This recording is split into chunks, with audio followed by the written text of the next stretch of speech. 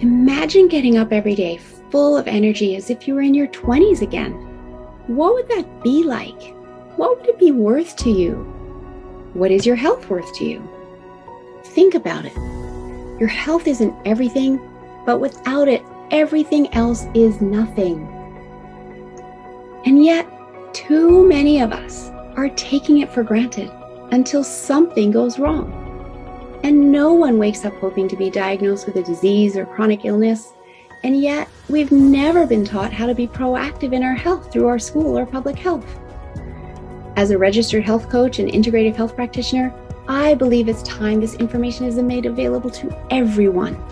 Combining new knowledge around your health and the ability to do my functional medicine lab tests in the comfort of your own home will allow you to optimize your health for today and all your tomorrows. Don't wait for your wake-up call. Welcome back to the Don't Wait for Your Wake-Up Call podcast. I am Melissa Deely, the host of the show, and today I am very excited to bring to you a colleague who has become a friend, and her name is Elizabeth Shaffer. She is an occupational therapist, which she's been in that line of work for over 20 years. She works with clients all over the world, is currently living in Estonia, is the mother of 2 boys, and I would love to have Elizabeth share her story into this work with you as we continue on the theme of sleep this month. So Elizabeth, welcome. Thank you so much for joining me. Thank you so much for inviting me, Melissa. It's always a pleasure to have a conversation with you because I always leave it with just so much knowledge and reset of what I should do to take care of myself. So I'm happy to be here.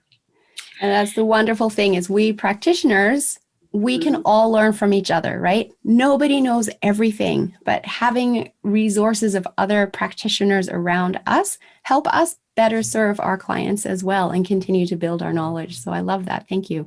You're welcome. You're welcome. So a little bit about me. So I'm originally from Pittsburgh, Pennsylvania, American, but my husband is foreign service. So right now, like you said, we're in Estonia, but I've lived in 7 different countries in the last 15 years.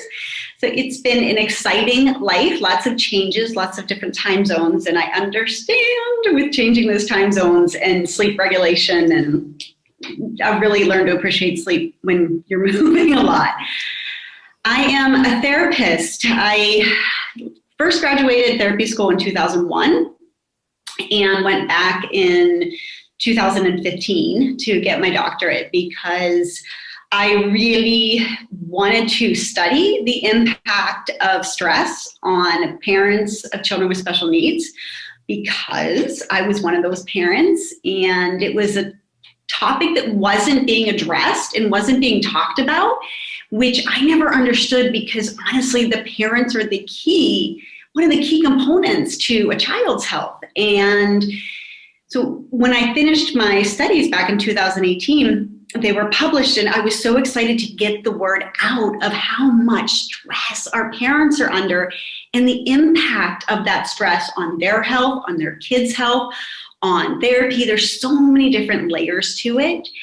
And so I'm really excited to be here today to talk about sleep because that is one of the key things to decreasing stress. And a lot of us don't even realize that that is an accelerator of stress, not getting enough sleep. This is a topic that I'm very passionate about, and I'm excited to be here to talk to you about it. That's awesome. And I fully agree. Sleep makes us more stress resilient. When we get better sleep, we are able to cope with the stresses that daily life throws at us. And we know we're going to be thrown, daily stresses. We just need to know how to set ourselves up to better cope. So I would love you to share in your training some tips that you learned in regards to the importance of sleep and how you put that into practice when you're working with your clients. Well, that's a good one. So a lot of times, I think there's 2 sides I can do to I can talk about helping kids to sleep and then the parents. Let's do both because everybody needs it. Yeah. So often I get a lot of parents that come to me and they say, my kid is wired. They have such a hard time falling asleep. They are jumping all over the place. They won't settle at night. And I hear that all the time. And so one of the main things that I do just in general when I work with children, it's self-regulation. How can I help kids get to that state where they are in calm, happy, and a state where they're able to interact and learn, not too low energy or not too high energy, right? That just right. And so a lot of times when I'm helping parents for kids sleeping, like you said before, one of our conversations, you said routine. And that is so important. And a lot of times I find parents where they're shutting the TV off and they're saying, okay, go brush your teeth and go to bed. And what they don't realize is how much stimulation that TV is with the lights and the flickering. And especially for kids with autism or that are highly sensitive, ADHD, they pick up on those external sensory stimulators so much more than we do, and it stimulates their nervous system so much more than than it would affect us. So for them to dysregulate after watching TV or even playing a video game, it's a lot harder for them to really start to regulate back. Now, so one of the things I say is, read a book. That is one of the best things you can do. I've read literally to my kids every night since they were literally, I'd say 6 months old till we kind of stopped around age 11. But even when there's a good book, we still get back and we read it as a family. And I love that time at night. And so that helps me wind down too, reading to them. So we have that routine. And the other thing is, when kids and when anyone, right, when you want to get to that parasympathetic, you want to start calming the nervous system, one of the greatest things is deep pressure. And you had told me that you had someone on that made weighted vests or weighted blankets. And that's a great thing to help just have that light pressure so they feel just more grounded and more settled.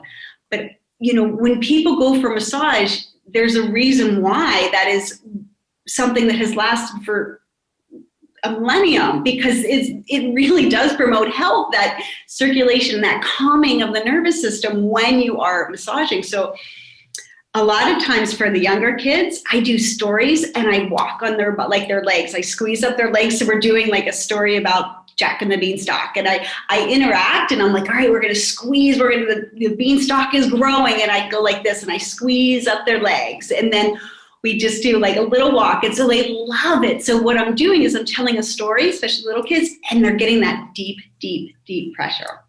And I just want to interrupt there for people that are listening and that aren't seeing this video version. When you say you're walking on their body, you're walking with your hands, not your feet. And you're squeezing their legs with your hands. I'm watching you do this, but realizing you're saying the word walk. So I just wanted to interject and explain that it's using your hands. So it's a form of massage, but you're making it fun by interacting with the story as you share the story with them. I'm as not well. walking on my kids. Yes. Thank you very much for pointing that out.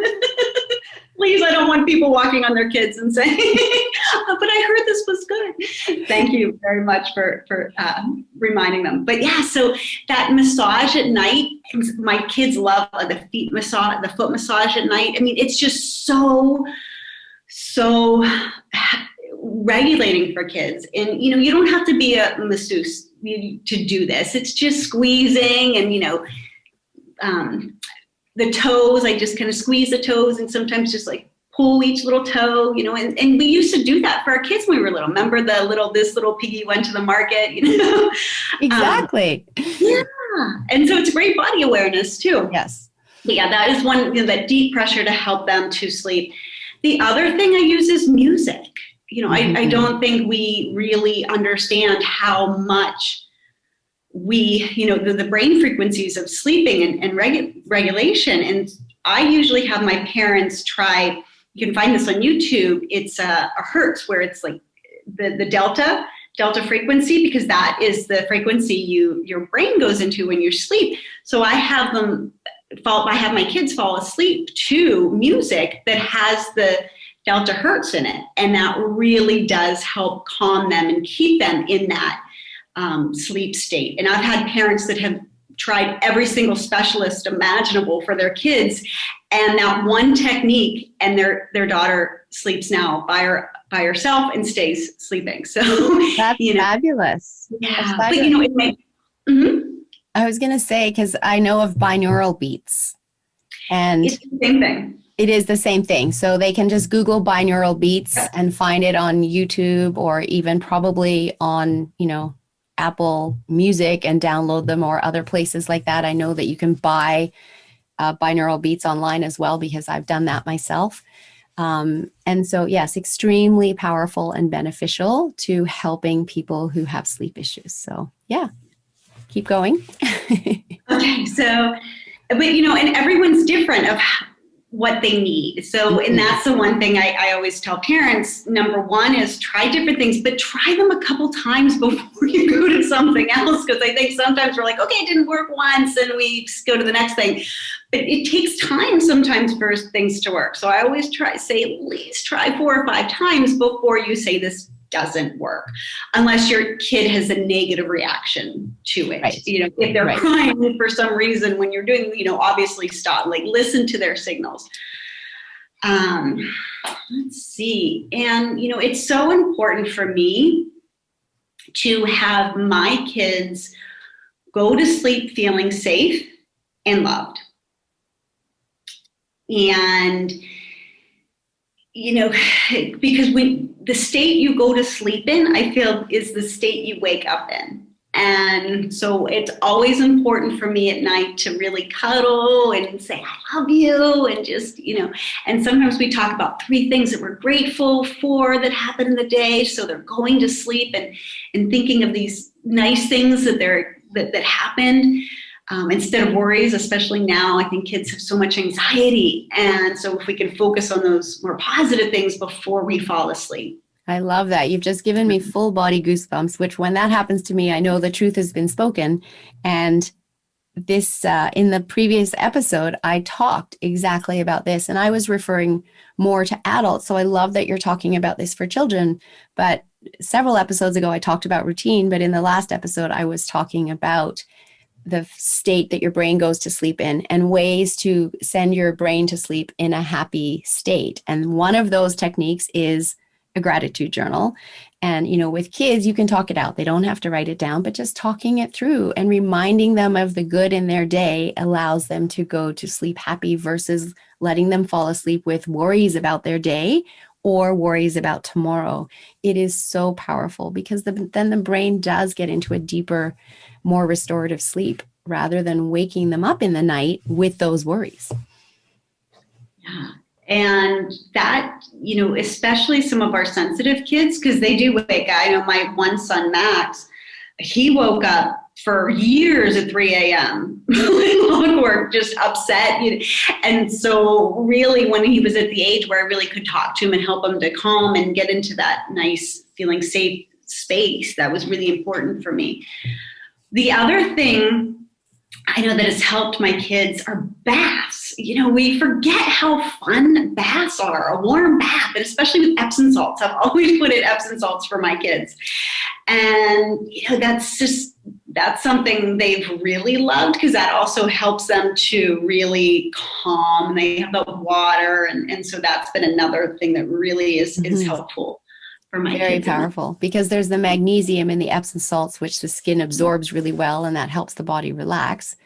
And the warm water lifts that body temperature, and before getting into bed in the cooler room, which is what we want for optimal sleep, and allows us to just slip into, again, a nice restorative sleep. So I love that. This is so aligned with my past episode without you even having had a chance to listen to the past episodes. So it's beautiful. Thank you.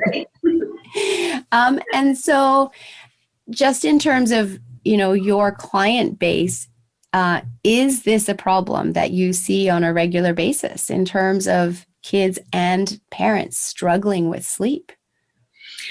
Yes, it really, really is. And I think, too, that's one thing I've always, the number one thing is just making sure, because, when my kids go to school, I can't help how they're going to focus in school. I can't help, how their mood's going to be. But what I can do as a parent is I can make sure I'm giving them the best chance to be rested the next day, to feel good, to have that energy. Because I can't, and that's really important to me. So even we lived in South America when my kids were little, and they stay up till midnight. I mean, their little guys are running around. They don't eat till 8. And they would always laugh at us Americans because my kids are like, okay, it's 7, they're going to bed. Part of it was for my sanity too. But, I always knew that importance of sleep. It is just so important. And, the one thing that I think, especially parents of teens, is, my teen's getting that too. He's like, well, I'm a teen, I can stay up later. And I'm like, yeah. And he looks at it like that's now that I'm a teen, I'm able to do these things. Like it's a privilege, a rite of passage. Yeah. And I'm like, well, you can, but you have to sleep in, you need this much, and so it's really important for me now as he's getting into that stage of making those decisions himself, when to go to bed and how to go to bed. And so I've been really instilling habits in him, just knowing, and I don't even say do it, I say these are the impacts when you stay up, this is what happens, and let him choose, because no teen wants to be told what to do. And, I can just give them information and hope they make the right choice. But I think that's so important, especially the electronics at night. I had the opportunity to be a guest at a lecture. It was a guest lecture in Romania, and they were at the international school that I was at. And this gentleman, he's a researcher, and he was researching the brainwaves of these teens, and showing that when they were playing these games and then they would go to sleep, they were having the same brain activity when they were sleeping as they had during the game. So they weren't resting. And I think that for us as parents, we have to understand, just because their eyes are closed doesn't mean that their brain and body is actually getting to that reset. And for my kids, and especially our kids that are very sensitive and have the neurotypical, it's really important for them to have that moment to just be rested. Because if their little nervous system is not having a chance to reboot, and they're going and carrying from what they just had the day before, it's really, really hard. So especially our kids with autism, ADHD, sleep is so, so important. 100%. I agree with everything that you're saying here. And I love it. Like I said, there's such alignment with my last few episodes. And what you're saying there with just the importance of optimal sleep. It's not just the hours spent in bed. It's actually optimizing your sleep, right? And that's what, unfortunately, we haven't been taught as a population, as a human race. It is assumed that because we sleep in the womb and we come out and we, sleep a lot as babies because we need to, that we know how to sleep. And yes, we know how to sleep, but there's so many things in our modern life that are getting in the way of us getting into optimal sleep. And because we haven't been taught this, we don't realize the habits that are negatively impacting our sleep. And so I love that you not only work with kids, but you're working with parents as well, because when parents understand this, they're going to improve their sleep, which is going to allow them to be more stress resilient to the stresses from daily life, the stresses from, being a parent. Let's face it, there's lots of stresses being a parent, and our kids know how to push our buttons. But when we have this knowledge and can then share it with our kids, we can set our whole family up for better quality sleep that allows us to wake up feeling restored and rejuvenated and be our best during the day, as you mentioned, so that, the kids can have, the ability to focus at school and learn. versus being at school and yawning all day and potentially falling asleep through classes, which we know happens too, right? Mhm. And so all of this is so important. And I just want to touch on one piece as well that I didn't touch on significantly in past episodes, and I think it's really important, and you probably have some good insight here. But another piece to helping kids get into a good sleep at night is dependent on the time that they're eating their last meal and what they're eating for their last meal. Is that something that you can share some information around? I think you would actually probably be better at that, honestly. Because for me with the eating, we've always had early meals because I understand it takes a while to digest. So we've always been early eaters. And for us, actually, it's more the carbs later because the carbs help to kind of calm, at least for my kids. And so, like I said, you're probably more equipped to answer that question as far as the eating habits. That's something that I don't always look at. Right. Obviously not a lot of sugar or dairy. And right. Some people do use, I always see like the yogurt to fall asleep. I'm like, no, because there's a lot of sugar, and then the dairy too. It's very, yeah. So like those things, the basics of no dairy, little sugar. But if you want to add on to that, I'm sure you could add more to that. Sure. And I will just quickly, because it hasn't come up and I think it is so important, but you've touched on a big component of it is what are they having for dinner and the time of dinner? And then is there dessert being factored in there? What's in that dessert and how close is it to bedtime? Because of course, very often dessert does include sugar, and that is going to, create energy at a time that we're trying to, bring their nervous systems down and calm them. And so just being very conscious of what are you having for dinner? And that's awesome to, have that home cooked, healthy dinner, lots of vegetables on the plate, small portion of protein, some good healthy fats. But then to follow it with a sugary dessert is not ideal for kids. And so if they are hungry later, it's better to offer something that is more easily digested and that they can break down. So it may be more like something like a smoothie that might be made with some almond milk rather than a dairy that has a blend of vegetable and fruit in it. And the fruit, yes, it has sugar in it, but it's also got fiber in it to balance it out. And then you've got the fiber from the vegetable. And so something like that they can drink a little bit of that is nourishing rather than just yogurt, which, as you say, is high in sugar and dairy, etc. There's, a number of healthy options, even a piece of dark chocolate. And they might not love dark chocolate because it's bitter, but with everything, people can learn to like things. And that piece of dark chocolate, as you learn to like it, is actually very good for you and can satiate that desire for dessert. But dinner can often take 2 to 3 hours to digest. And so having that 2 to 3 hours before bedtime, if you can, is extremely beneficial. And I know that's hard with working families and not getting home till 5 or 6 o'clock and wanting your kids to be, in bed at 8 o'clock. But then there's other things that you can do to help make that happen, like meal planning ahead of time and planning meals on the weekends and having them available to warm up rather than having to cook from scratch the moment you walk in the door.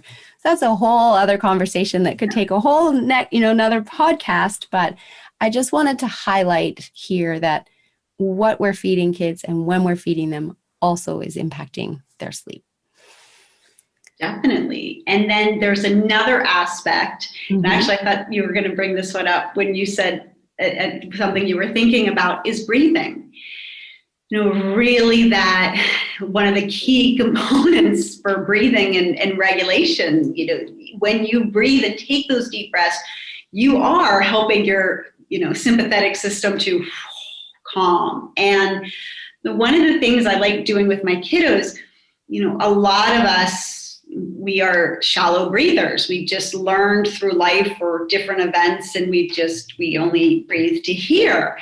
And really being in our chest. In our chest, yes. I keep forgetting in our chest area. And so a lot of my kids that I work with, they're the same way because they're just always they're just taking in so much. And I really, most of them are on fight or flight mode for pretty much most of the day. And so I really, really, really work on that breathing with them. So at night, what we do, and I do this for parents as well, is to help them with that belly breath, to really breathe through the belly. And sometimes I find when we practice this and we breathe in, when everyone breathes in, their stomach goes in. It's like an automatic thing. And you actually, when you take a deep breath in, you want to think of your chest filling up with air and your belly. So everything should actually expand. But normally we have the belly go in, just, trying to bring that breath in from both ways, I guess. And so what I do is I take usually like a bag of rice and I put it on the kid's belly and have them breathe and watch the item go up and down. So something that's not going to roll off and not too heavy, but something enough where they can feel it and see it. And that's a really good tool to help kids do that deep breathing at the end of the night, because that is something that's really important, is doing that regulation breath when they're sleeping. The other thing that is important, and I didn't even realize till recently how important this was, is sleeping and breathing through your nose. A lot of the kids that I work with are mouth breathers. And that's something that has a lot of implications. And when they're young, if we can really work on that when they sleep, just as a habit, at least when they go to sleep, to really help them breathing in and out through the nose, because we really want to start that habit early, because breathing through, maybe you can add to reasons why we shouldn't breathe in and out of the mouth, which I learned recently from someone. It was something with the just our immune system, how much our nose plays, just breathing in and out through the nose with our immune system. And so that's one thing too, just the importance of breathing.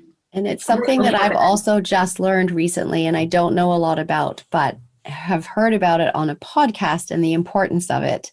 And in adults, having people, if they want to start learning to nose breathe as they progress through that process, is actually when you're out exercising, to close your mouth and try to do some of your workout just through your nose.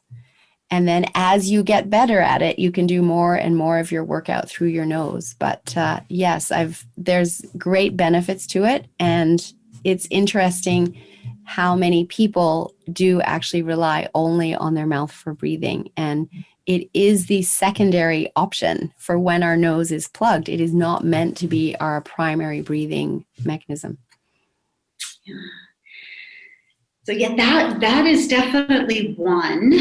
And then, like you said, with the routines for us, because I know a lot of parents, I did this for years. My kids would go to bed and I would spend that time researching what I could do to help them, because my kids have some challenges. And even though I'm a therapist, I was there to help them, but the way they came into the world was the way they came into the world. And so I would stay up in bed, I would be researching, doing stuff on the computer. And I was realizing probably when my oldest was about 6, I really started to have some health issues and no one could figure them out. And what I didn't realize is, honestly, I was always on. My sympathetic was just on, like even when I was sleeping. So I wasn't getting enough sleep. I was going to bed late. I was waking up early. But because I could function, I thought it was okay. And I really didn't realize how much the lack of sleep was impacting me. I didn't dream for 5 years. Because I don't think I ever hit that REM sleep. I was aging really quicker than I wanted to for that duration. And finally, I was always complaining of being fatigued, always tired, but not realizing that was one of the key components of how I was feeling. And once I just made that rule for myself that after it's 10 is usually the no electronics for me. And, I try to do it a little bit earlier and read. I'm working on that. But I have to have that limit for myself and I have to be asleep by 10:30 because I'm waking up at 6:30. So I'm always making sure I get those at least 8 hours. And I really noticed the difference the next day. And I kept saying, I have foggy brain, I have all this, but it was just because I wasn't sleeping. And so many times I hear parents say it's so challenging, the behaviors of our kids and being frustrated and not having patience. Well, one of the reasons why we have such a short fuse sometimes is because we're sleep deprived. So, working on the kids' behavior is one of the things, but just taking time to make sure we are in that healthy state is so helpful, because then we can manage whatever comes our way the next day.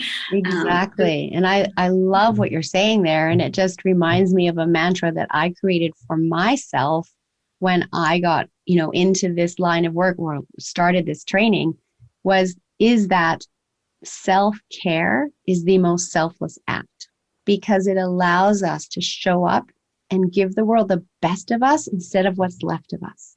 And part of that self-care is ensuring we are getting enough sleep every night and enough good quality sleep. As you experienced, it's not enough to just, be on the computer and then go to sleep late and expect to fall asleep. We don't actually sleep on demand. Sleep is more complicated than that. And we need to train our brain to recognize the signals of us getting ready for bed, so the brain will be producing melatonin in order to help us be getting into that deep restorative sleep. And yet the number is astounding. It's like 70 million Americans are trying to survive on less than 6 hours of sleep a night. And again, because people haven't been taught this, they don't realize what this is doing to their health. And it's so important to be highlighting this for people. And so I love that you are working with the parents in order to help them improve their sleep so that they can help their kids improve their sleep, but also be better able to support their kids in a really positive way and with energy. And the household life can just be more joyful, right? Yes, because it really wasn't those early days when I wasn't getting sleep. It was hard, and I was looking, what can I do to help feel better? And I was seeking all these other things, and the cheapest, simplest solution, sleep, is something that I wasn't doing.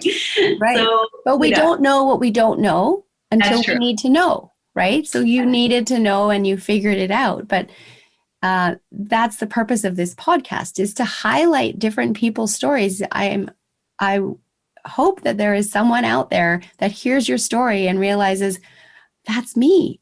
You mean I can do something about this? I can fix this, right? And be inspired by your story. And it's simply providing the information for those who need it when they need it. And sleep is such a massive problem in our world today. And it's the combination of sleep and stress, as you talked about at the very beginning. High stress, being stuck in that, fight or flight system negatively impacts our sleep and our ability to get to sleep. And then we don't sleep well. We wake up tired. Very often that's when we're reaching for coffee to switch on our brain or a sugary treat. And we get into this negative cycle and end up, fueling our energy through quick fixes. And at the end of the day, when we should be tired and getting into a restorative sleep, we've got too much of that in our system, keeping us awake. And we do it over and over again. And we don't know. We don't know because we've never been taught this. This information truly isn't taught through our education system or through our public health system. And perhaps the science of it is so new that it hasn't got to these venues yet. But for adults, I do notice that we don't have a great venue for ongoing health education for adults to tap into. And when they capture this information through a podcast like this, through some other podcast or some other webinar that they might learn from, it's wonderful because they realize there is an answer. And my message to everyone is never give up because there is always an answer. And so keep looking for that answer. And sometimes they're really simple and really inexpensive. Like I said, I think all the time I spent researching all these things that could help me. And I think that's the other thing. Sometimes parents are like, well, I only have time at night to do things. And I found that even when I cut myself off and didn't do those things, I could get them done twice as fast the next day with that rest. Otherwise, I was pushing through. So it really, that cutting that segment, it's not, you're not losing time. You're actually gaining time by gaining more sleep. I fully agree 100% with that. When we have the energy and when we're in a lower stress state and out of overwhelm, we're much more able to focus and we get things done more efficiently. 100%. And I will tell you, I'm a different person now that I sleep. I am happier. I handle things much easier. I'm much more resilient to my kids, and I'm quicker at solving problems because I'm getting that sleep. And it wasn't right away. It took me some time for really my brain and body to heal from all of the things I was putting through for years. And now I'm out of that stage, and it feels so much better. It really, really does. So it's worth it. Sleep is so worth it. And I just want to put that in perspective for the listener. So you struggled you mentioned 5 years. Mm-hmm. When you say it didn't happen overnight, and I know it doesn't, because creating new routines is creating a habit, and that can take a minimum of 30 days just to create the habit. But compared to the 5 years that you struggled, how long would you estimate that it took you to actually get into the ability to sleep well and wake up feeling restored? Pretty easy. It took a little while because honestly, every little thing woke me up because I was not hitting that deep sleep. So every little noise, I was awake. And of course, when you have a husband that snores, forget it. Like, I was done. And so that was really, really hard for me at first because I was always waking up and I couldn't control that, right? And so by the time my body really started to settle down and I learned those techniques, like you were saying, with those routines and not doing the phone in the bed, looking at the things right before you go to bed and doing it, not watching Netflix because you will get sucked into Netflix. And Netflix once said the only competitor they have is sleep. And it is so true. And they were saying, like, how can we beat sleep? And they've done it because once you get into a couple episodes, you just don't want to fall asleep. You just want to keep watching. But it really, once I started doing those things in my brain, like you said, it got trained to sleep deeper. And now I can. But, it took a little while and it would get better and then it would go off. And it really, I had to be mindful of not only doing those sleep routines, but also during the day. Was I pushing myself all day where I was still wired and, or am I giving myself those breaks of just taking a minute or two and checking in and just breathing before I go to something else? When I do those things throughout the day and self-regulate and check in and make sure I'm not, out here and, I'm in my body and I'm not all in my head and I do connect, and whether it's through a meditation or simply just breathing and checking in with myself, when I do that, I can keep that like that green zone, that self-regulated optimal state throughout the day because I check in. And when I do that too, that helps me to sleep better at night. I love that you've mentioned that. So first of all, I just want to say to any listeners that don't give up. Start the process of improving your sleep and keep going with it. As you mentioned with kids, you try different things and try them at least 4 or 5 times. If you are following the 6 steps to better sleep that I have outlined in previous episodes, Do that for a minimum of 30 days, and you'll start to see some improvement. And there might be some fallback and then some more growth. But keep going with it, because you will get there in the end, just like you have, Elizabeth. And I also want to mention that sleep is a form of physical rest, but we do have other forms of rest. And I was just doing a Facebook Live on this earlier to a group that I'm running right now. And I was talking about mental rest and social rest and creative rest and sensory rest and spiritual rest. And that's what you're alluding to here. By stopping and checking in and, doing some breathing or meditation in the middle of your day, you're giving yourself some mental rest. And all of these other types of rest are not something that you have to build into every single day, all of them, but you can build at least one of them into each day and have all of them built into your month. And when we improve all our forms of rest, our physical rest also improves. Thank you for bringing in the sensory aspect too, especially for our little kids and my kids that are sensitive, that have a hard time transitioning and going from one thing to the next. It doesn't take long when you're transitioning to something else just to stop and breathe for 60 seconds. Really, I think it really doesn't take that much time, but it really does help. Extremely powerful. And it's something we can do anywhere at any time, because we always have our breath with us. And it's just one of those things that we take for granted until we learn the power of it. And then we can start to use it to our benefit. So I've loved this entire conversation. We could go on for ages here, but I just want to move on to a couple of other questions and also allow you to tell the audience how they can reach out to you, because I'm sure there's people out there that could benefit from your work and would love to be able to connect and learn from you and your experience in working with kids and parents. But I just want to ask you, what does "don't wait for your wake-up call" mean to you? One of my first clients out of OT school, I worked in an outpatient adult rehab center. And this gentleman was in his late 50s, early 60s. And he had retired and 2 months later had a massive stroke. And so his wife was bringing him in. I was working with him, and his right side of his body he couldn't use as well. And so we were working on that. And he was the sweetest man. He gave me the serenity prayer, and I always remember that. And he said to me, "Don't wait till you retire to live your life."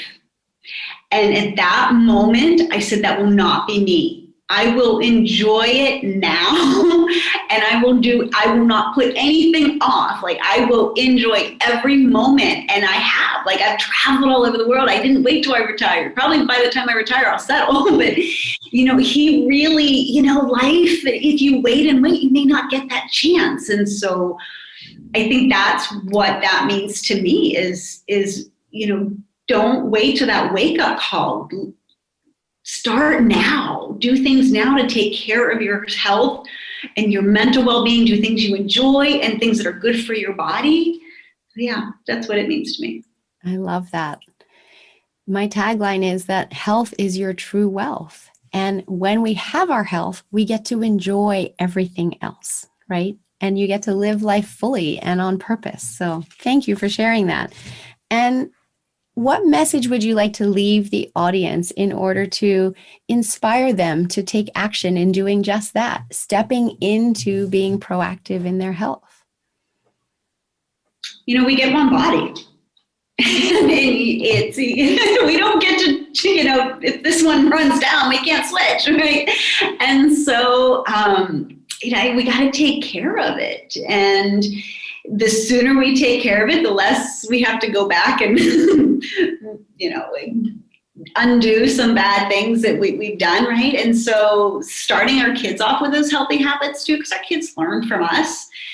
And so I would just say, really, it's really, really important. And are there things that I wish I would do more? Absolutely.